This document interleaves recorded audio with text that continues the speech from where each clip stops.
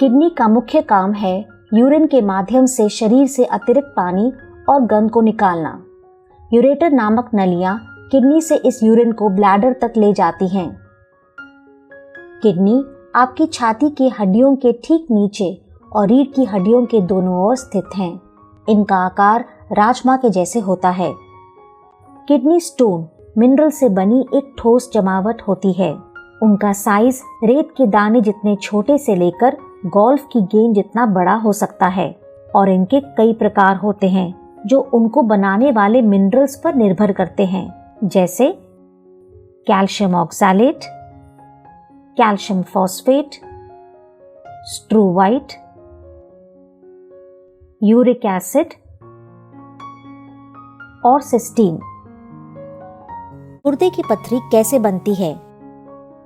जब इन मिनरल्स को kidney filter करती है, कभी कभी ये जुड़कर छोटे छोटे क्रिस्टल बन जाते हैं।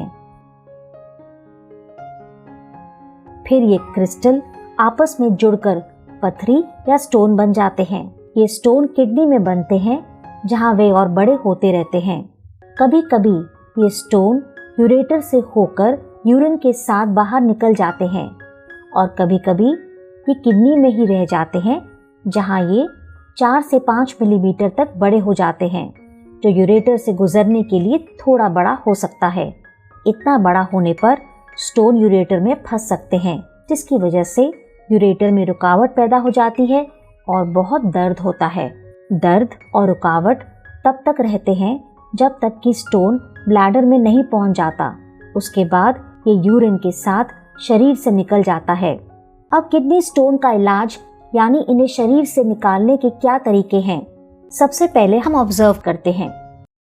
ऑब्जर्वेशन में हम प्रतीक्षा करते हैं कि स्टोन अपने आप यूरिन के साथ बाहर निकल जाए।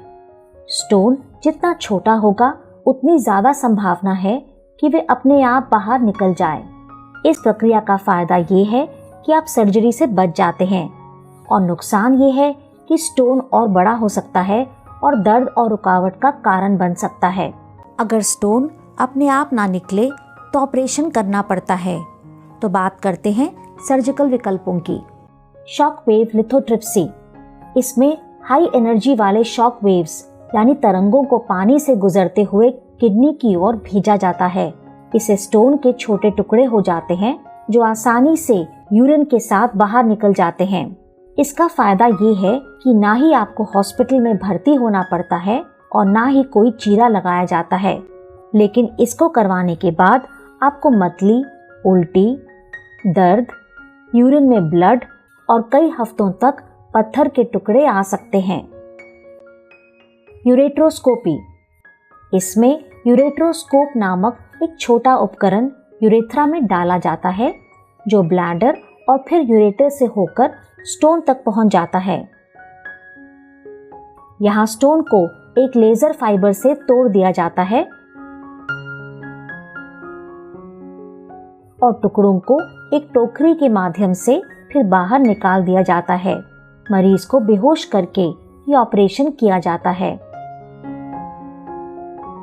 इसे करने में स्टेंट का इस्तेमाल किया जाता है। स्टेंट एक खोखली 10 से 12 इंच लंबी ट्यूब होती है जो नरम प्लास्टिक की बनी होती है। इसे एक हफ्ते के लिए यूरेटर के अंदर छोड़ दिया जाता है ताकि वे खुला रहे। एक हफ्ते के बाद स्टेंट को हटा दिया जाता है। इस प्रक्रिया का फायदा ये है कि इसमें चीरा नहीं लगाया जाता और वे स्टोन जो शॉक वेव लिथोट्रिप्सी से नहीं टूटते, इससे टूट जाते हैं। लेकिन इस प्रक्रिया से इन्फेक्शन होने या यूरेटर में चोट लगने की भी संभावना होती है। परक्यूटेनियस नेफ्रोलिथोटमी। इसमें पीठ में एक छोटा सा छेद किया जाता है जिससे एक ट्यूब को सीधा किडनी में ही डाला जाता है।